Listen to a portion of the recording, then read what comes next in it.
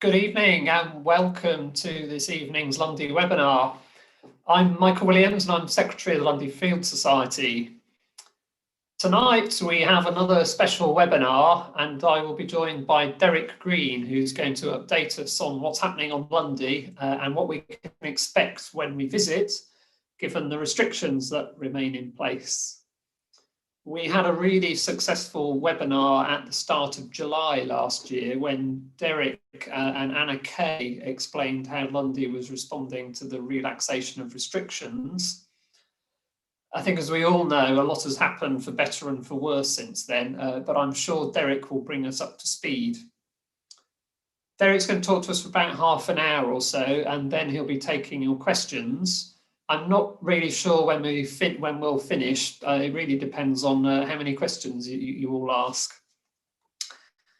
As you can see, I'm coming to you live from the virtual Morisco Tavern, as usual this evening, but in reality, I'm at home in Ely, having moved house recently.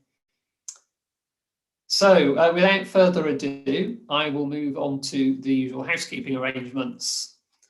If you're a regular viewer, then please do make yourself comfortable while I go through this announcement. We won't be able to see or hear any of you at home, as only the microphones and video cameras on Derek's computer and my computer are enabled. As with all of these webinars, Dave Richards is behind the scenes hosting the Zoom session. We'll make a recording available afterwards, and I'll let you know how to find that and all of the previous webinars later. If you're watching on Zoom, then you can ask questions using the Q&A function. Just click the Q&A icon at the bottom of your screen and then type your question into the box that pops up. If you're on a mobile or tablet, then you can find it on the menu bar. I've had quite a few questions sent in advance, which I shared with Derek yesterday, so hopefully you will find Derek answers some of your questions as we go through the talk. There's also a chat feature in Zoom for comments and feedback. Dave and I will be monitoring that as we go through the evening. If you're watching on YouTube, then I'm afraid there's no facility for asking questions. So without further ado, I will introduce our speaker. And I hope Derek will appear on the screen shortly. Hello, Derek. Good evening, Michael. How are you? Very good, thank you. Great to have you here. As usual, I have a few words of introduction about Derek, although I'm sure many of you will have met Derek before, or at least remember him from last year's webinar. Derek joined the Landmark Trust in 2004, originally taking up the post on Lundy as Island Manager, and became Lundy's General Manager in 2005. Derek manages the Lundy Company Limited, the Landmark-owned company which manages Lundy, its supply and passenger vessel, the MS Oldenburg, and the island's winter helicopter service. Short and sweet introduction, Derek. So thank you very much for coming to talk to us this evening. I'm going to hand over to you now. Well, thanks, Michael, and welcome everybody. Thank you for joining us tonight virtually. I'm pleased that our broadband here on Lundy seems to be stable at the moment. So I'm actually in Rob Waterfield's office upstairs in the Morisco Tavern. So I'm actually just right behind Michael's right ear as you're looking at the screen there, upstairs, just through the door at the top of the balcony.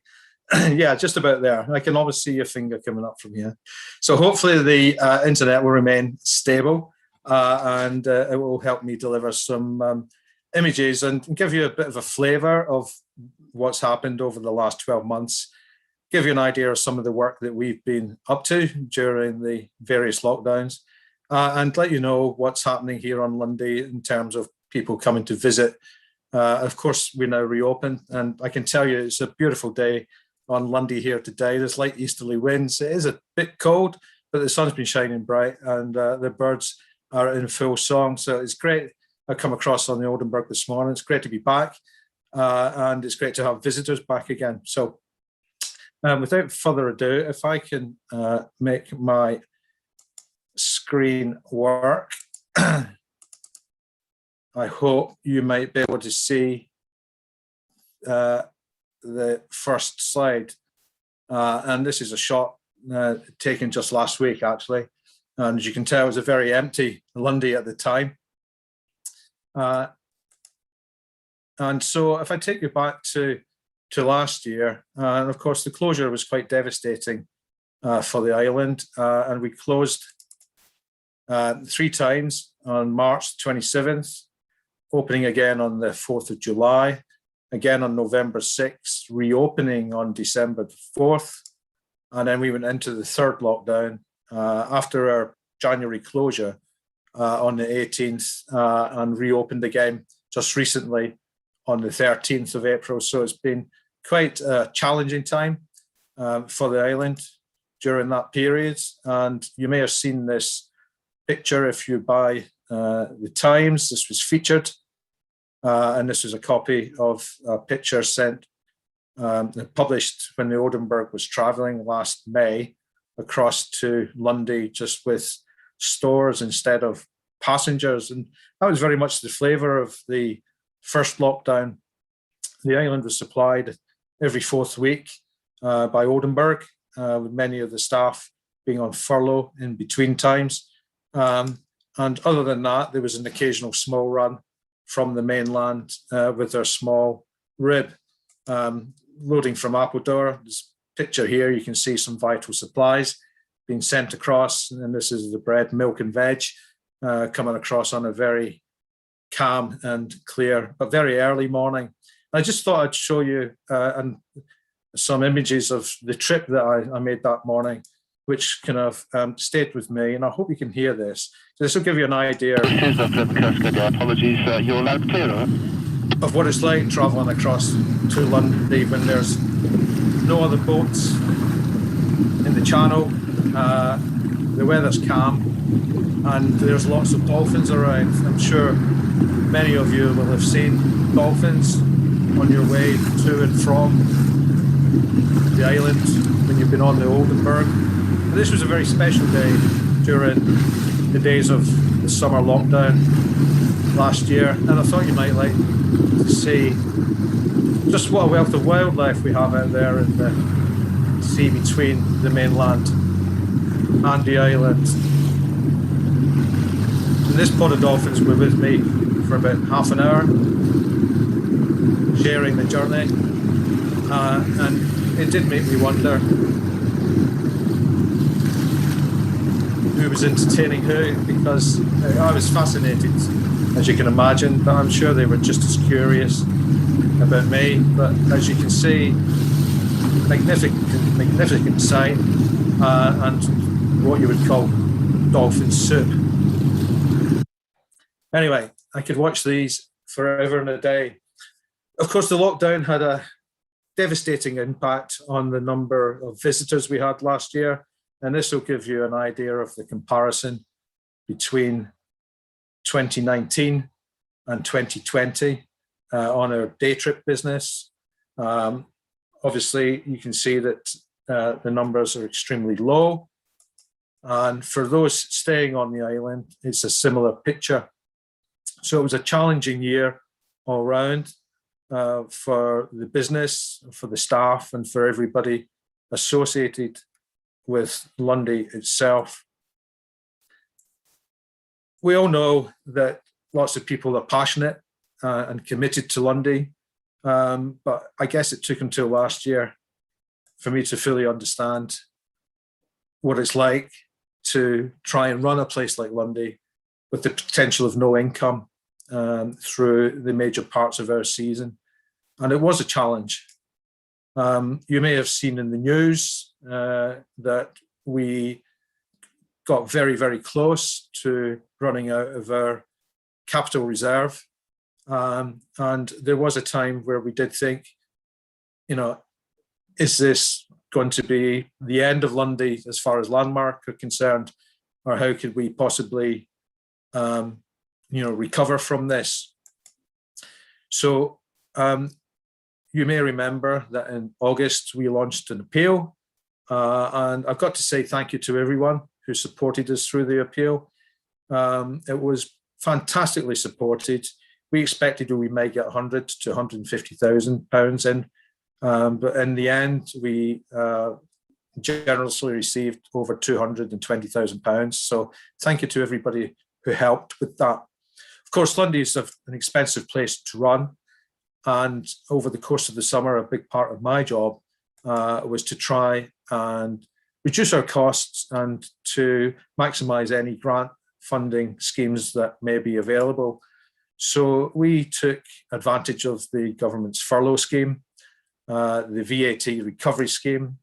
Torridge District Council helped us with a business support grant, and the National Lottery Heritage Fund helped us with funding early in the year with an emergency grant fund. We also were fortunate enough to receive a grant from the Department for Culture, Media and Sport through their Culture Recovery Fund for Heritage. And also we applied and were successful in getting funds through the Heritage Stimulus Fund. And this was for major works in the heritage sector that we may have had to postpone otherwise.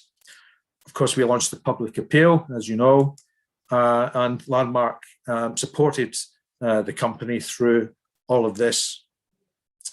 So clearly life had to go on as far as the island in operation was concerned from its maintenance perspective. The ship still had to go into its winter dry dock, and we took the opportunity to do a little bit more work than we would have done, having received some generous funding from the government. The tail shafts at the stern of the ship were both replaced.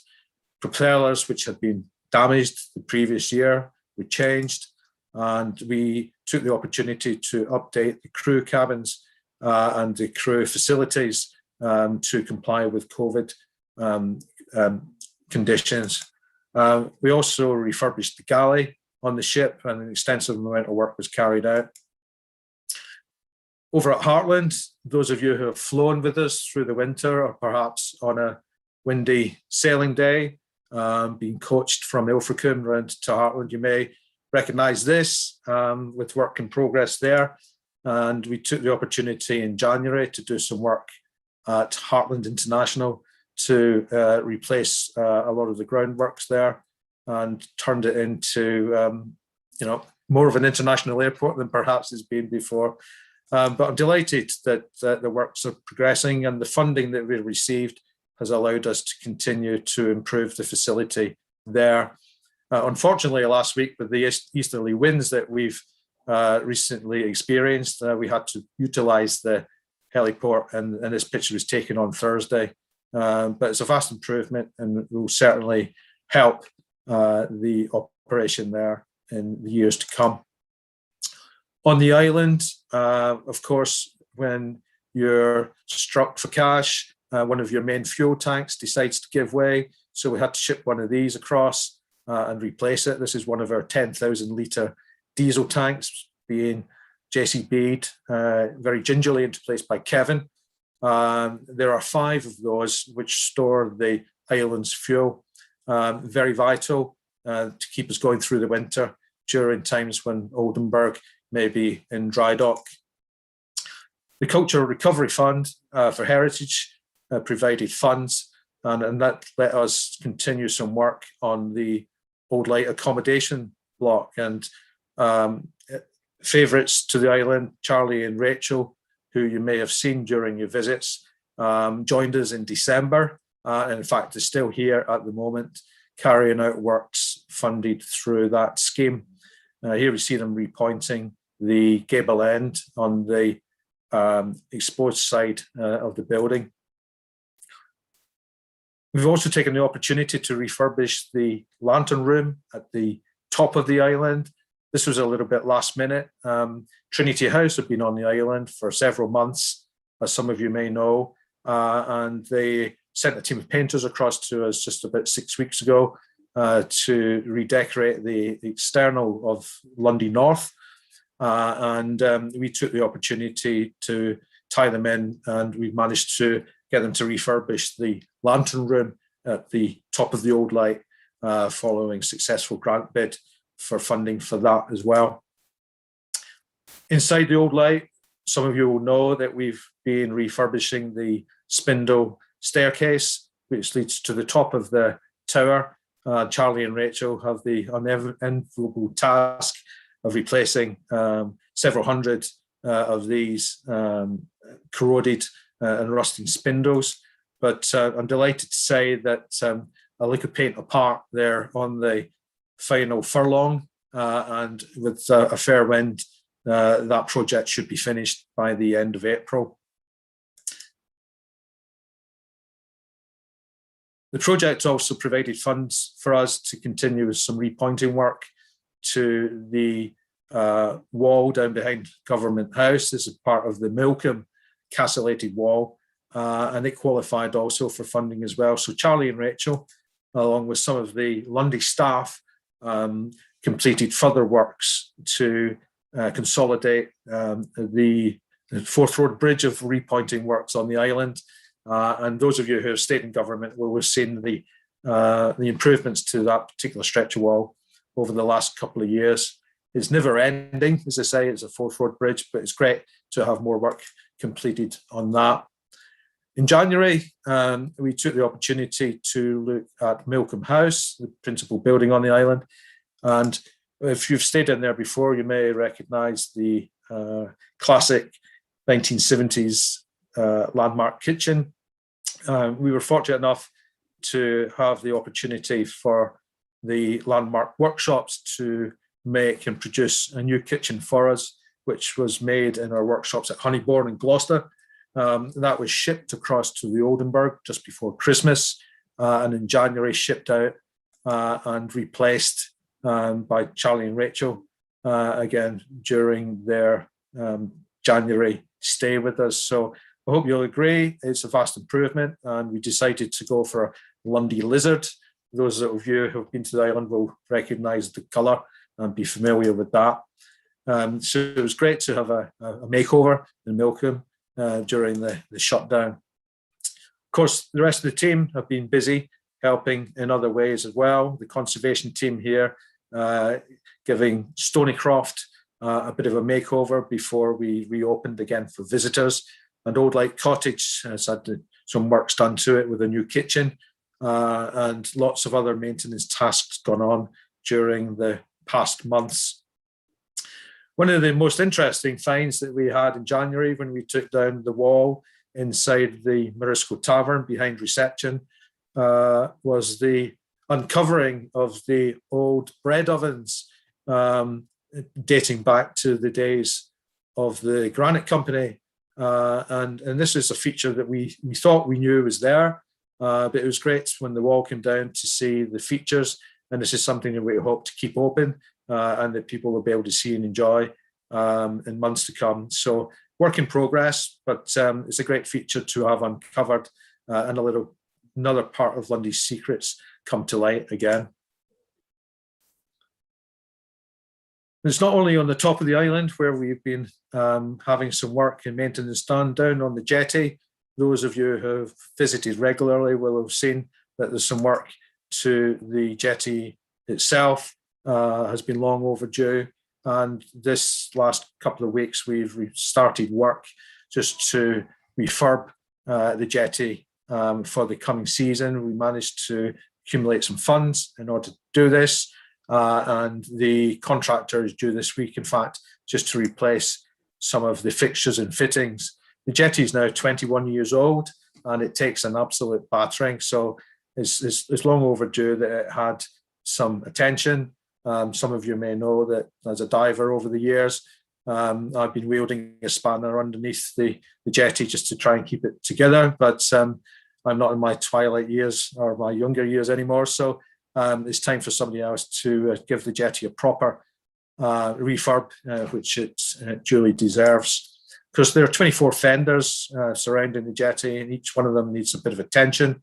Lots of bolts and bits to replace. There's almost 300 meters of chain to replace, and to do that, you need a strong crane and good weather, which hopefully we'll have in coming weeks. We've also been, if you know, the St Helens Church, we've been doing some work to promote the vestry as a place that you can now stay on Lundy. And regulars may be aware that we opened this up for bookings last year in partnership with the PCC, but we've now taken this to a more formal level, and you'll soon be able to see this on the Lundy website, and this will be open for the general public to come and book like any of the other Lundy landmark properties. I'm delighted that we'll be able to offer this. Of course, it will still remain in use for the vicar once a month to come and hold service. But if you fancy staying in St Helens Church and experiencing a very different stay on the island, then give the shore office a ring. They'll be waiting to hear from you. So it brings us up to date almost. And of course, we're following the government's roadmap for reopening, and I'm sure everybody will be familiar with this step 2 stage of the government's plan, which we've been following closely. And Lundy, in fact, reopened on the 13th of April, which was our first scheduled sailing day. So initially we reopened with just staying visitors to ease everybody back in to the work.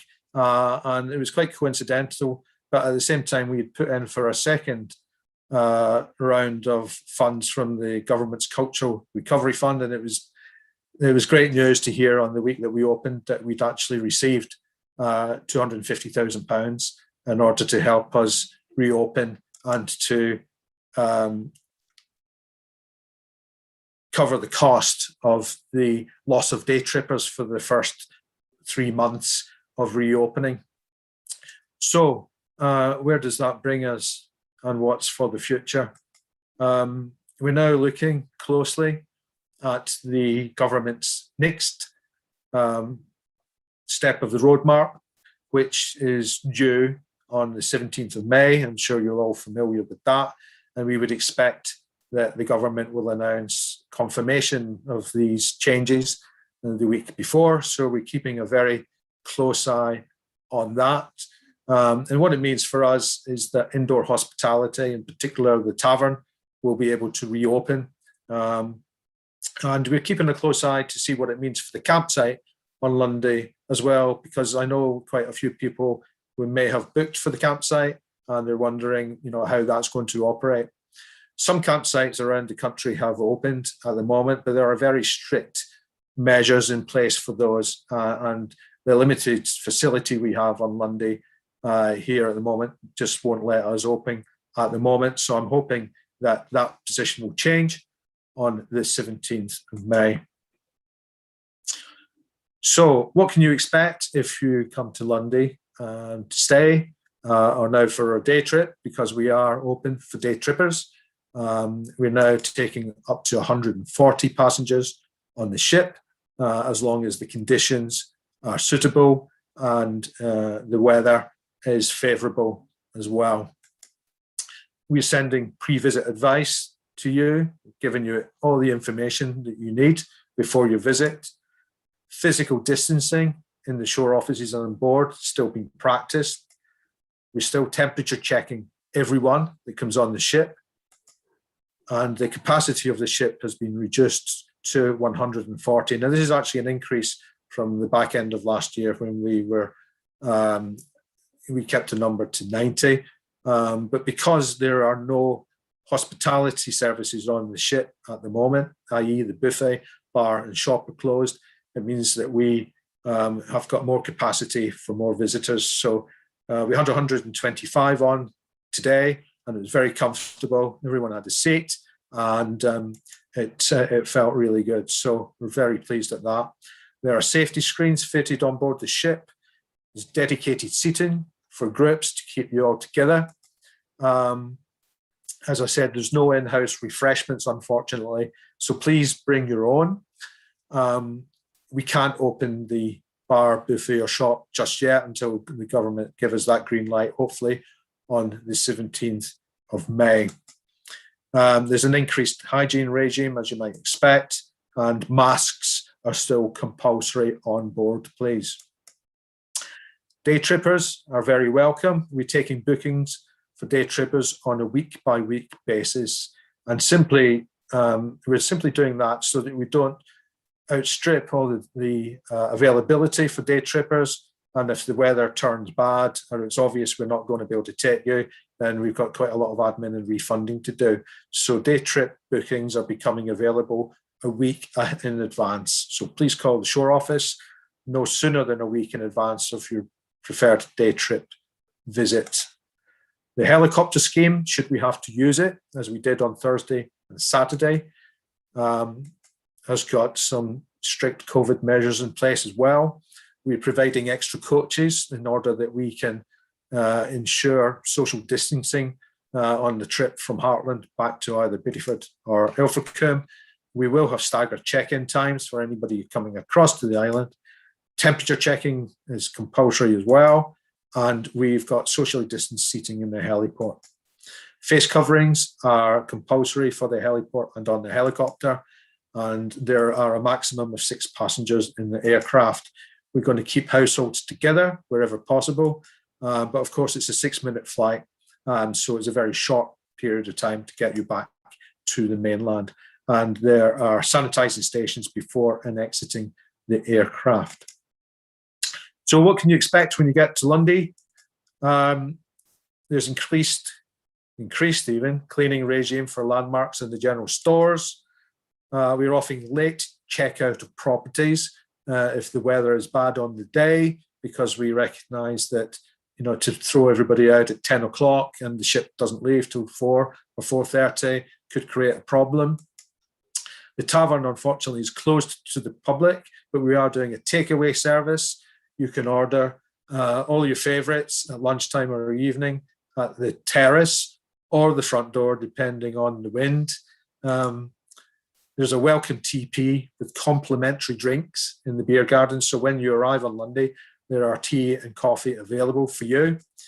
The tavern is offering a takeaway lunch and evening service until at least May the 17th. And please note that we don't take forward bookings for these. You can book a table from the 17th of May when you're on the island, okay? So we won't be taking forward bookings for these. Table bookings are from May 17th, as I've said, and the general stores are offering a pre-order grocery service from the store in advance, so you can email or call Sue and her team in the shop, and they'll be happy to take your pre-order. When you're on the island, you can phone and collect from outside the store. She'll save you going inside the premises. And as everybody will know, our landmarks are restricted to single households until May the 17th. And from then, we're expecting the rule of 6 or 2 households to come into play from then. I mentioned before, the campsite, unfortunately, is closed until May the 17th, and we're carefully watching what the government announces the week leading up to that. We're hoping, with fingers firmly crossed, that we will return to a full operation on June the 21st. And here's a picture of our tea teepee. So this is in the beer garden, you might recognise it. And this has been tested in some fresh easterly winds, and it's been very well received and well used over the last week or so. This provides shelter. Of course, we haven't had any rain on Lundy for several weeks, so we are getting quite short on water, and we're just carefully monitoring our water levels. But in the event of bad weather, whilst you're out and about or waiting for the ship or just arrived, then this will provide a form of shelter for you as well. Now, if you're thinking of coming to Lundy this year, then I strongly advise you just to look at availability online as soon as you possibly can, because it's few and far between. Because of the number of holidays we've deferred from last year, of course, the island's properties are solidly booked almost until the end of October. There are a few gaps, particularly with Milcombe and the Barn, simply because of the restrictions that are in place at the moment. But of course, the vestry, as I mentioned earlier on, is available. So if you're desperate for a Lundy fix and you can't find anything, then do call the shore office and ask about the availability of the vestry. Works we've got planned in going forward, because of course everything last year project-wise was put on hold. And if you remember, the lease that we signed with the National Trust in 2019 included support for our infrastructure, in particular our water, power, road, jetty and Oldenburg. Today, we've got a new treatment plant that's been in, well, it's not new anymore, I should say, but the treatment plant is in place and working well, and we're looking to increase the capacity of the island's water reservoirs and replace these tanks, which were installed in 1972 and now showing their age. Our plan here is on the right. The existing water tanks are on the left, and this will increase the capacity by about 440 litres, which will help tremendously in times of drought, which feels like we're just about to enter now. We've got consultants on the island at the moment measuring up in readiness to submit planning applications for these.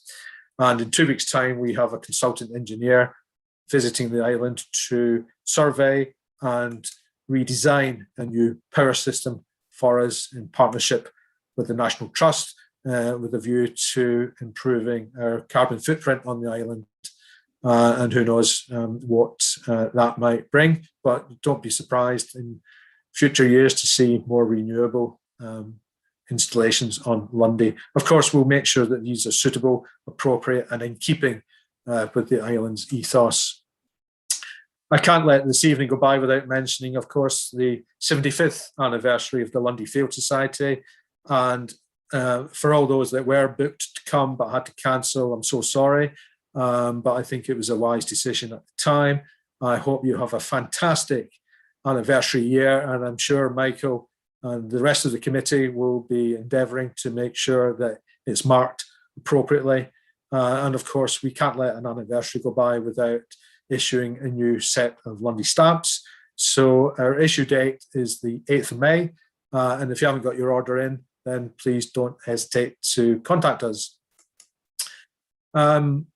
More recent events you may have seen in the news, as we are delighted that we were able to bring the NHS across from Wood Surgery in Bideford. And I should pass my thanks on to the whole NHS team across there, and in particular, Mr. James Wright, who helped to set this initiative up. And we were able to bring a doctor and a nurse across from Wooda on the 3rd of March and give everybody their first COVID jab on the island. And that included all ages and several of the ship's crew as well. So things are looking up, things are looking brighter. All we need really is for the government's roadmap to come to fruition.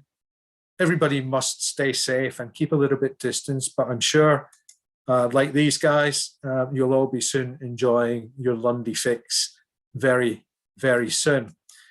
And it just leaves me to thank everybody that supported us over the last 12 to 18 months, and particularly these guys who've stuck with us through thick and thin, and these guys on the island who have played a sterling part, whether they've been furloughed, part furloughed, working, or whatever. They've all played the part to make sure that Lundy remains open for you guys to come and visit us and enjoy this very special place that we've got here.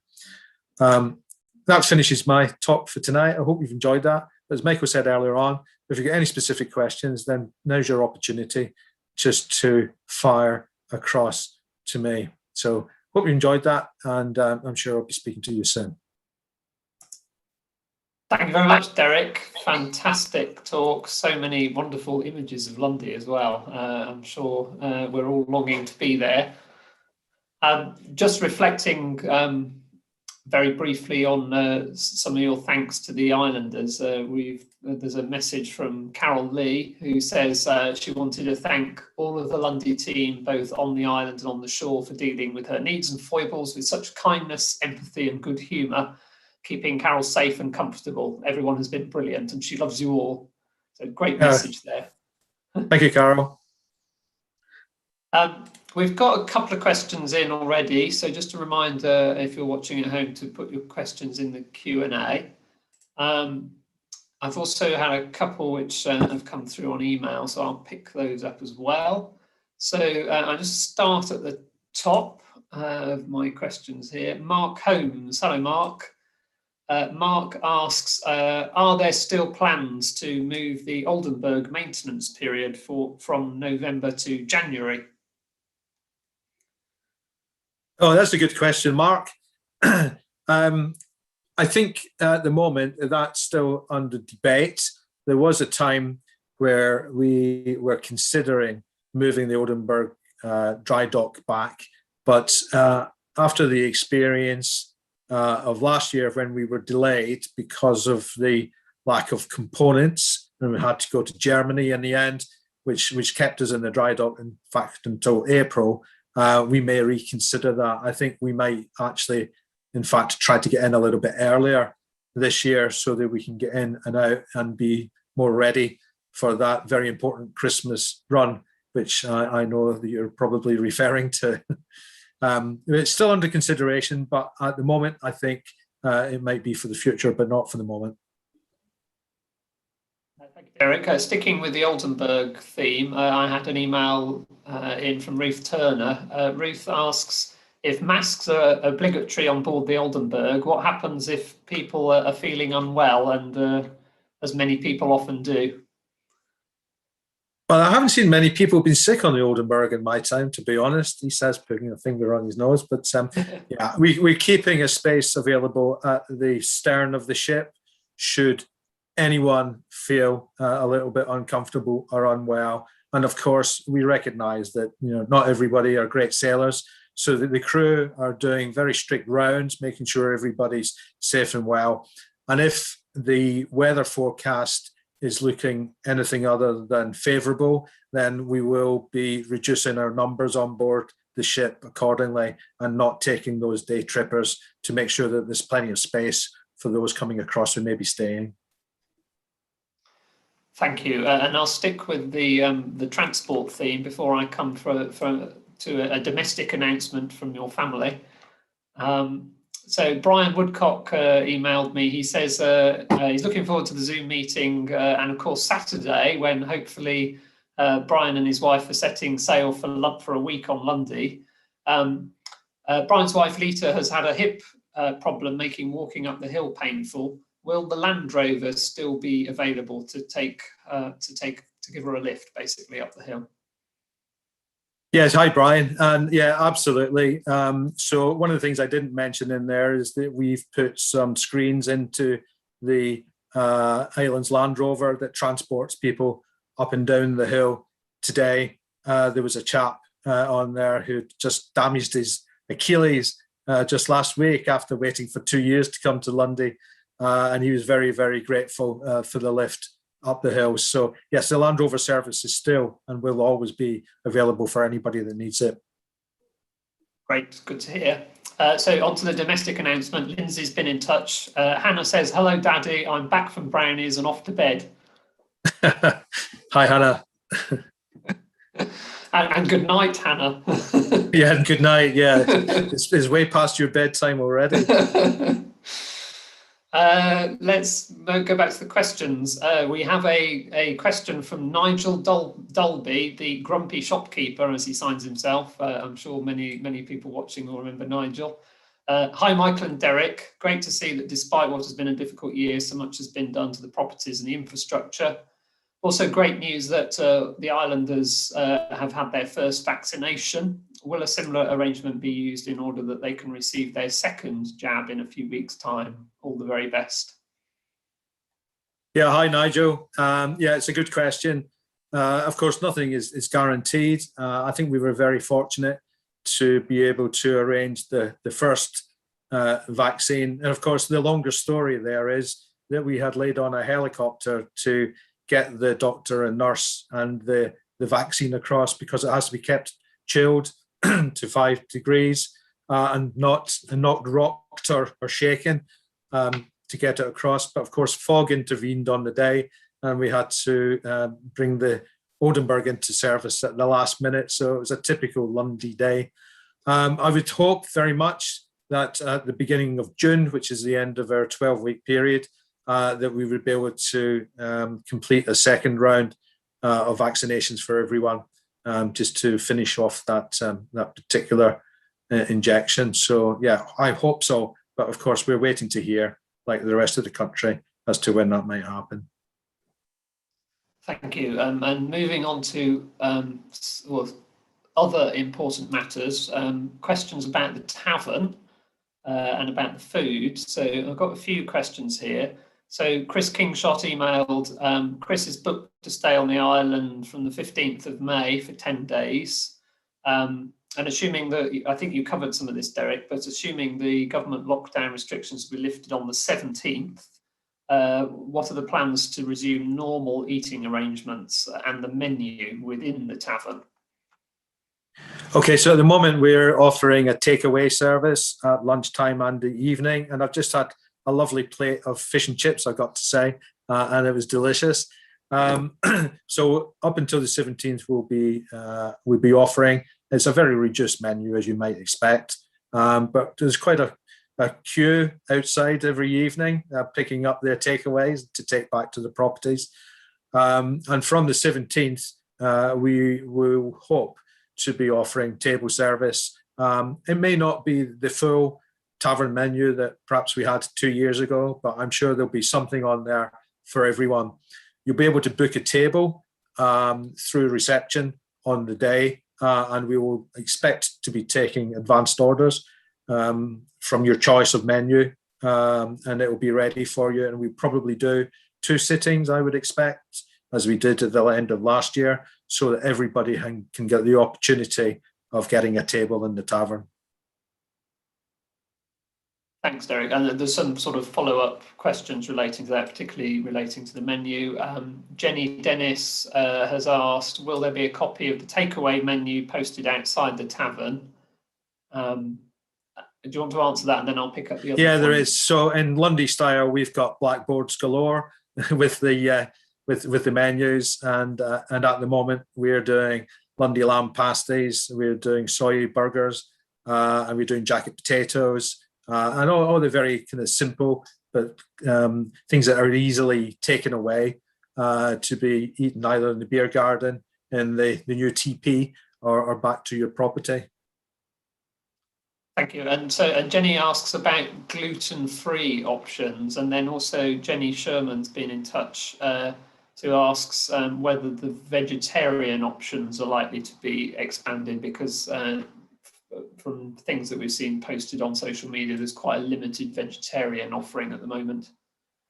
Yeah, I think the thing to remember is we weren't quite sure how many people would actually use the tavern takeaway service. So the more feedback that we can get from people and direct to us would be really helpful. Of course, there's no feedback forms in the properties at the moment because of the COVID restrictions, but we very much welcome feedback to our either info@Lundy Island or admin addresses with anything you think that we could change to make your visit a bit more preferable for you and make your experience better.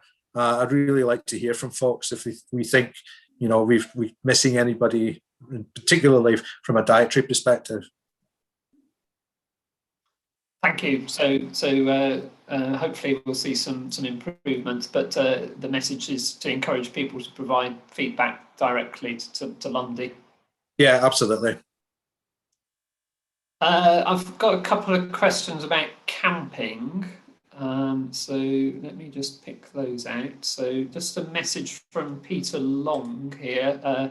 Thanks for the update, Derek. The Bandalogs are looking forward to venturing out for camping in August.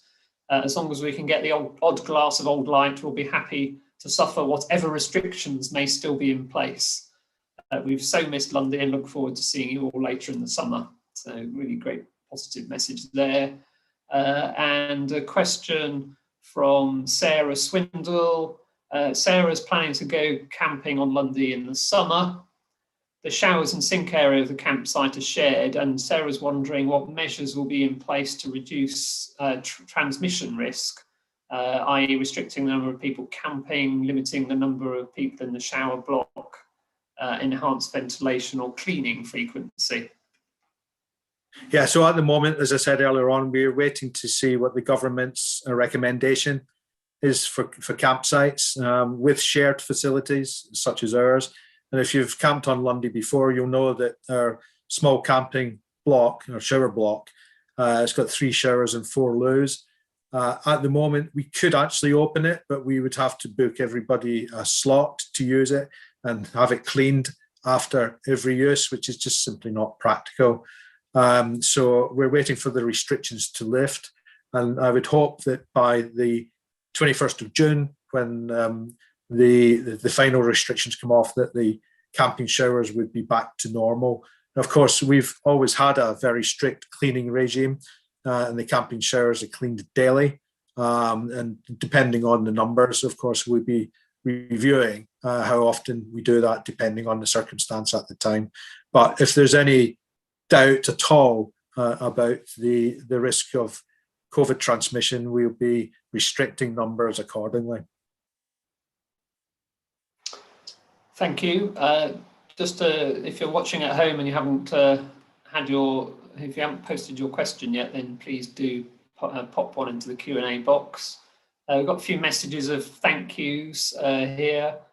Julian Thomas says, well done, Derek and all the team, from Julian, aka Mr. T and the Georgian School. Hi, Julian.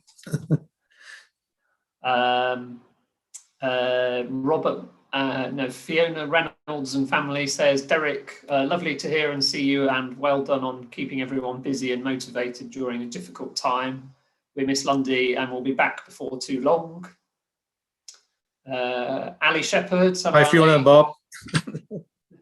Ali says, thank you, Derek, for an informative talk. I love the video of the dolphins following the rib. Looking forward to visiting in May and seeing everyone again. And I had a wonderful note through from Amanda Yates through email yesterday. She says, hello, Derek, from Amanda Yates. I've just returned from my stay on Lundy from the 17th to the 22nd of April. And I'd like to say a big thank you to all of you and all of the staff for making my trip so wonderful. Everything was perfect, and I really enjoyed meeting Rosie and Dean. Well done to everyone on the island and the staff of the MS Oldenburg helicopter and shore offices. That's great, thank you. So yeah, thank you, Amanda, for taking the time to send that message through. Let's go back to the questions. We're going to go slightly off-piste here. Clive Smith is asking, what ideas do you have for the baker's oven in the tavern? Presumably it has been hidden behind a lot of bookshelves up until now. Yeah, it's a good question, Clive. We always knew it was there, but it's not something I'd ever seen. And I believe it's been boarded up for some time. In front of it was what we used to have, what we used to call our pigeonholes. So it's where all the staff had their mailboxes for all the mail that arrived on the island for them. And so there's quite a lot of stuff in front of it, including the island's main radio set and all that sort of stuff. So it was quite a job to expose it. And we were quite delighted to see that the feature had, pretty much it was still there and salvageable. So we've got plans to remove the internal wall at the back of reception so that anybody coming into the reception will be able to see the bread oven. And so we're going to make it a bit of a feature. There's quite a bit of work to do to restore it to its former glory as far as we possibly can.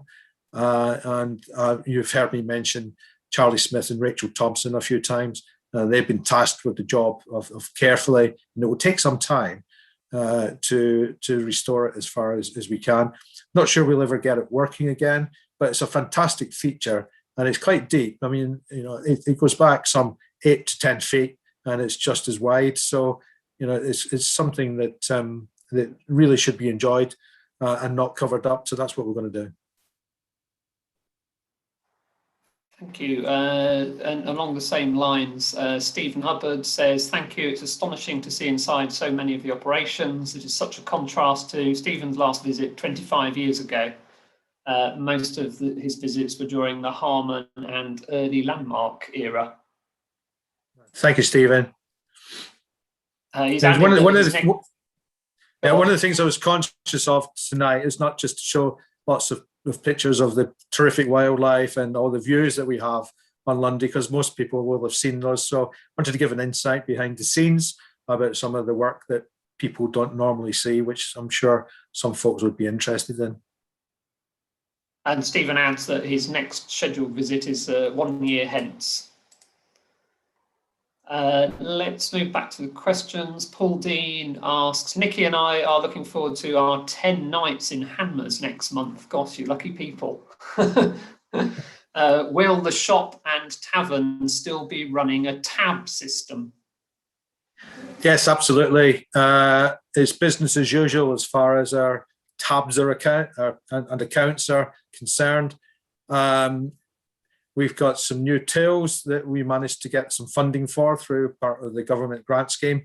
So the team downstairs are busy trying to get their head around how those work. But I tried it tonight and it seems to have got me a pint of Guinness. So I was quite pleased earlier on.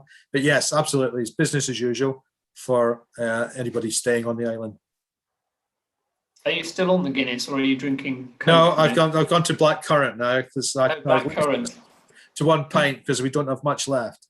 I can vouch for the fact that Derek was drinking Guinness because I saw it before we came on the air. It's quality control. Yes, quality control, absolutely. Yes, I'm looking forward to coming over and do some quality control myself next week. Linda Blythe says we have a group of people booked in September, some coming from other European countries, and then I think she's got her fingers crossed that this will happen. Very much looking forward to seeing you all again. Thank you for a great talk, very informative. Richard Breeze, hello Richard. Richard asks, is the fly-in still planned to go ahead? Hi, Richard. Yeah, it's a good question. And the good answer is yes, it is. So the fly-in this year is planned for Sunday, the 1st of August. And those of you who were on the island last year may remember that we actually were able to host the fly-in because obviously it was outdoors and everybody was very socially distanced. I can vouch for that. But Sunday, the 1st of August is our date for the fly-in this year. Let's just go back to the comments. Thank you for a great talk and insight into Lundy. No questions other than to say, being a newbie to Lundy, we are looking forward to a working holiday with a couple of friends in October with the LFS. See you then. And I can't actually see who that's from at the moment. Ellen Carter and Anne Kilby, thank you, Derek and Michael. Really enjoyed tonight's webinar. I've now got to go and finish some work, but we'll catch up with the Q&A on YouTube tomorrow. And if any of you want to catch up on any of the webinars, then I'll let you know how to do that in a few minutes. Mike Towers is due to stay in the Old Light 8th to the 15th of May. Glad to hear it's had a bit of work done. It was very drafty when he was last there. Yeah. Question about day trips. Alan Dean says, how far in advance do you plan your day trips from Ilfracombe? So bookings. Sorry, I'll just finish off. He says he's staying in Ilfracombe in August, but there aren't any day trips available during his stay. No, so we're only opening up day trips, as I said earlier on, a week in advance. But by the 21st of June, if we return to normal following the government's lifting of restrictions and following their roadmap, then I would expect by August we'll be able to book in advance from then. So keep an eye on the government's announcements, and if we do return to normal, 21st of June, you'll be able to book from then in advance for your trip in August. Thank you. And sort of on a similar line, Paul Connolly says, hi, Michael and Derek. It was great to be on the island last week. I'd just like to recommend that people don't get downhearted if it looks like everything is booked up. Keep checking the Lundy Facebook group in case of any cancellations. His trip last week was a last-minute cancellation, so do look out for that. Yeah, absolutely. As I said earlier on, our order book is pretty stacked, but people are changing because of personal circumstances or for their other reasons. And of course, we still have our deferral scheme in place for the rest of this year. So if people do want to move their bookings for one reason or another, there's an opportunity to do that. And what we're seeing is that those available properties are are being filled up very, very quickly. So do keep your eye out on the website. And, it's always worth calling the shore office as well, just to check and just let let yourself be known. I'll give the vestry another plug here. Yep. Lindsay will be fielding lots of telephone calls tomorrow. Richard Breeze was asking about the fly-in. I've got a question from Timothy Walker, who is asking if there are any plans to restart the Lundy half marathon at some point in the future. Well, yes, they are. I mean, we've got a number of events planned in over the year, as you might expect, because it's only reluctantly that we've cancelled some of those at the beginning of the year and into the spring. And we've got a number of cruise ships due to visit us over the course of the year, based on the government's roadmap following its course. And with this year, because we had to cancel the Lundy Trail Run, which I think we're referring to here, last year, we've actually got two planned for this year. And there is one on the 18th of July. That's a Sunday. That's the half marathon. And there's another one planned for the 19th of September. So these are proven popular with obviously the trail running fraternity, and obviously weather dependent as well. Thank you. Staying on the sort of similar lines of outdoor activities, Jan Paul asks or says, I know it's a long way ahead, but do you think the LFS working parties staying in the barn in October will be able to go ahead? Yeah, hi, Jan. Yeah, I would very much hope so. Again, along the similar line, if the restrictions come off as we expect, then we expect to get back to full normality or whatever that is by the middle to end of June. And that would hopefully allow more than two households to stay in a property together. So the barn by the end of the year should be well clear of any restrictions, with fingers firmly crossed on that, of course.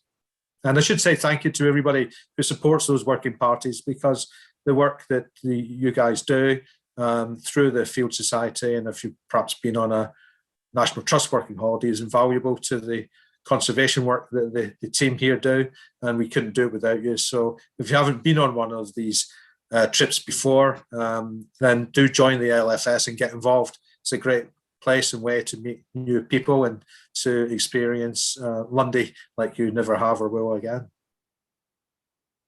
Brilliant promotion of our working parties there, Derek. Thank you.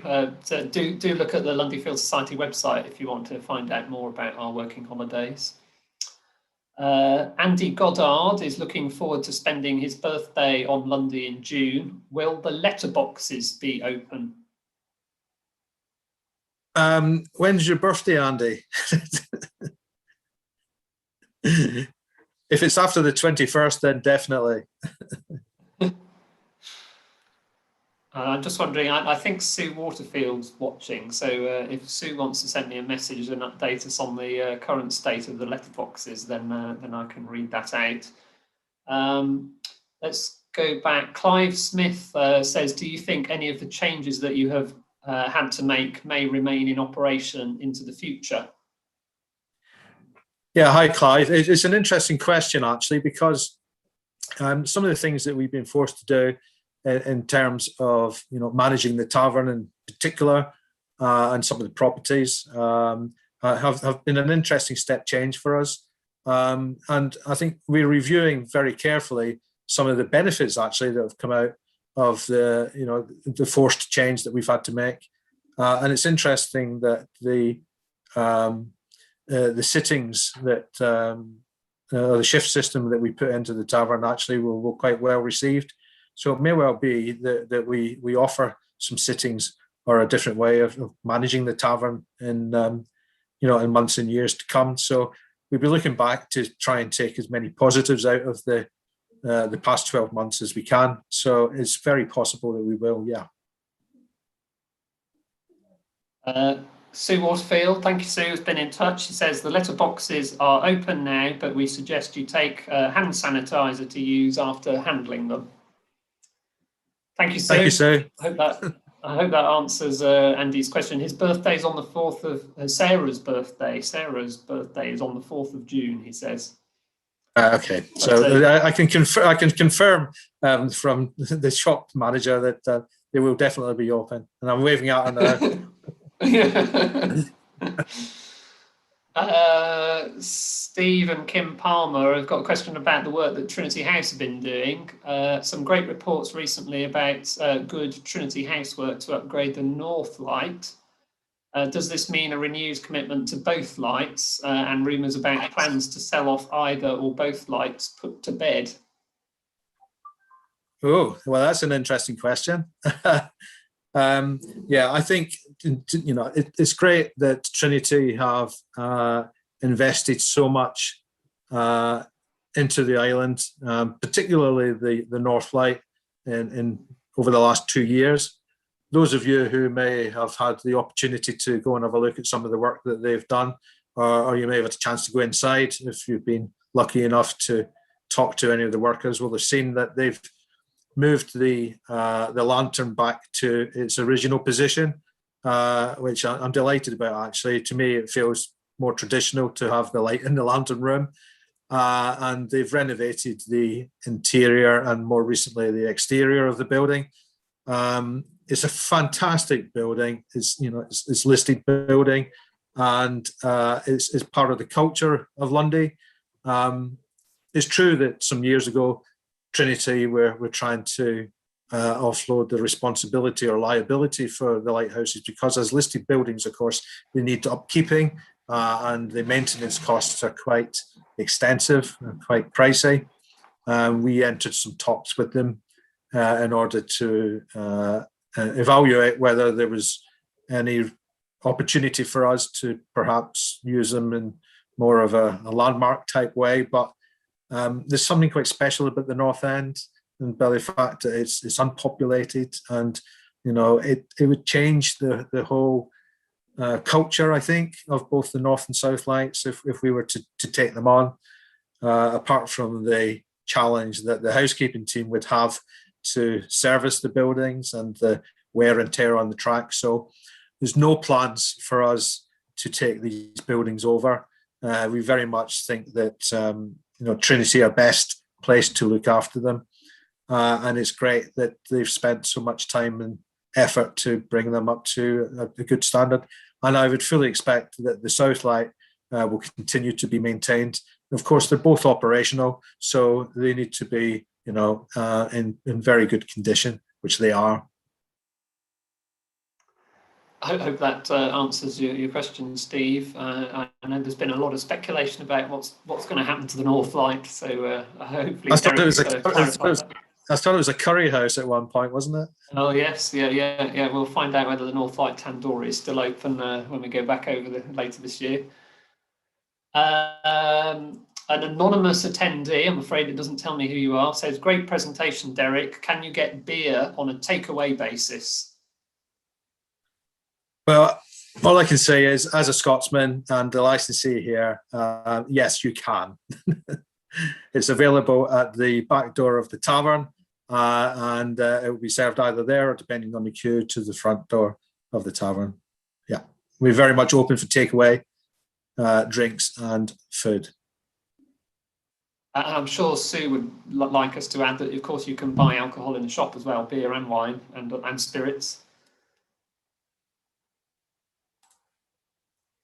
Yeah, absolutely. And obviously a full range of souvenirs and everything that you need for your island visit.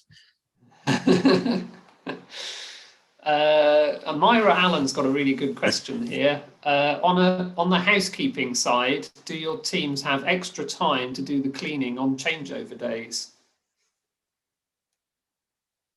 Wow, I just wish that was the case. So they will probably say no. It's a very tricky challenge that we have on Lundy because, of course, we can't, ship in additional help just like that. One of the benefits, I guess, that we've had of this kind of soft opening with fewer numbers and the fact that the tavern is closed, other than for takeaway, has helped us to release some of our tavern staff to help the housekeeping team with the changeovers. But changeovers in Lundy are always a challenge, and I should actually just take a moment to pay tribute to them and all the team who get involved on changeover days, because everybody that's here, as you know, mucks in and helps. But the housekeeping team do a sterling job of making sure that those properties are in tip-top condition and presented to the best of standards, COVID or not. But they work their socks off to make sure that they are cleaned to the highest degree with all of the COVID chemicals that we need, with the PPE supplied and everything they need to be able to do that. But how they manage to do it is always beyond me and the time that they have. So hats off to them. Well done, guys. Well said. Having done a lot of the housekeeping myself a few years ago, I know how hard the whole team works. So really important to recognise that work. I'm going to move to the final couple of questions now. So a question from Catherine Hubbard and John Barker. We are booked to stay in April 2022. John would like to know if he can bring and use his folding electric bike.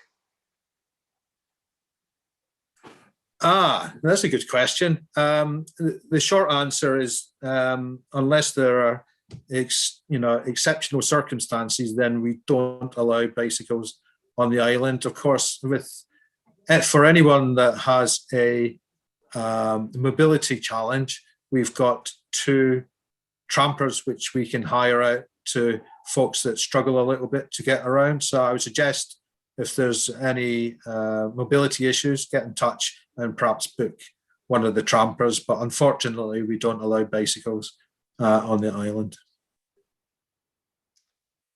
Thanks for that clarification. And the very, very unusual question is the last question, which is Richard Breeze again. Richard wants to know what that hammer is for on the wall next to you.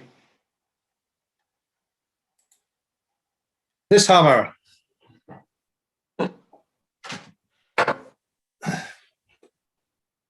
So this is a fireman's axe, and it was presented to the Lundy Island firefighters by Devon Fire and Rescue Service from Barnstable in 1998. And this is part of the Jolly H, which was shipwrecked in the landing bay in the early 90s.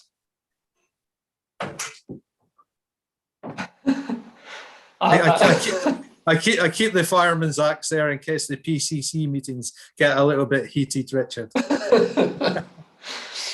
I think that's possibly the most obscure question that we've actually had on any of these webinars. So. Good question. Right, yes, very good question. I'm going to start to do my wrap up. So this is the point. I've got so many windows open now. I've got to try and tidy my screen up to try and find the slide. So I'm going to share my screen here because, as you know, I put these talks on to support from the Lundy Field Society. If you haven't yet joined, then the details are, of course, on the screen. Membership is open to everyone, and your subscriptions directly support our conservation work on Lundy, including the conservation breaks, which we've been talking about. You'll also find us on social media. there's an LFS Facebook page and a very active Facebook group called Lundy Island, so please do check those out.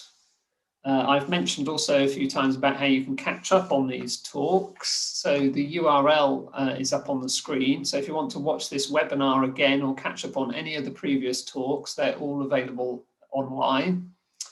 There is, those of you who've been here from the start, we know we have a growing and varied selection of talks covering so many aspects of Lundy's history, natural history, and our conservation work. It's also worth noting that it's actually a year since the first webinar. So it was the very end of April last year when Simon Dell came and gave us the talk about the landmark 50th anniversary. So it's actually, we are 12 months on. So happy anniversary to these Lundy talks. Let's go back to my notes. Oh yes, important announcement here. So next week, the Kohima Educational Trust has organised a webinar telling the story of two of the recipients of the Victoria Cross, including John Harmon, the son of Martin Coles Harmon. I'm sure that many of you will know that John Harmon's memorial is at the VC Quarry on Lundy. I'm going to post details about that on the Lundy Facebook group, and I'll send it around in an email to members later this evening or tomorrow. So do look out for that talk. It's the Lundy Field Society talk. It's being organised, as I say, by the Kohima Educational Trust. So, but obviously very, very relevant to Lundy. The next LFS talk is going to be on the 11th of May, so that's 2 weeks' time. Andrew Wilby is going to be joining me to talk about bell ringing on Lundy. Andrew and I will both be on Lundy at that time, so it's really going to test the technology and the Lundy internet connection. It seems to be working fine this evening. Details about how to join will be posted on Facebook, and again, the LFS members will receive an email. I'm just wondering, Derek, whether this might be an opportunity for me to actually really sit in the position that I appear to be sitting in, and hosting the webinar actually from the Morisco Tavern for a change. Well, you know that the tavern's a technology-free area, Michael, so be prepared to pay your £1 fine if it makes a noise. That's all I can say. We'll see what happens. We'll see what happens, and see whether where I actually can set myself up to host the next webinar. But it'll be exciting to do it from Lundy. I think I've hosted one of these webinars from Lundy in the past. Can I just take a moment just to thank you and David for all the work that you've both put in to bring Lundy to everyone's screens over the last 12 months. I think you've both done a fantastic job, and you've been great support to the island. So hats off to both of you. It's very, very much appreciated by me and all the Lundy team here. It's very kind of you to say thank you, Derek. And I'm not sure Dave's going to appear on the screen, but I will say thank you on his behalf as well.